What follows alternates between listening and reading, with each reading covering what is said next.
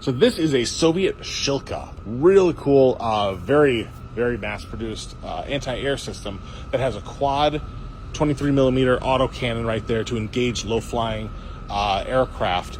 And then it's also got that radar up there, so it can be very accurate when it does. It was extremely advanced when it first came out, and really it was an effective way to blunt American air power, kind of in line with the whole Soviet and later Russian philosophy, where they realized that trying to compete with the United States in air power was kind of a fool's errand. It's just too expensive, and the Americans were just throwing too much money at it.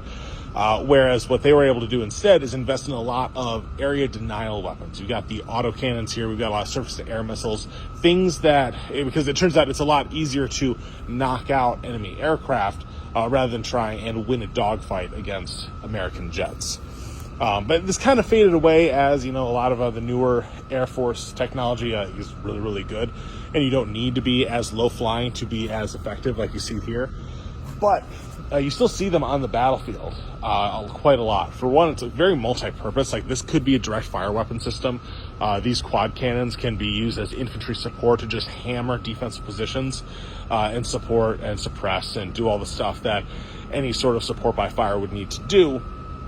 But now with the return of drones are kind of turning into that low-flying aircraft role, especially a lot of the larger suicide drones.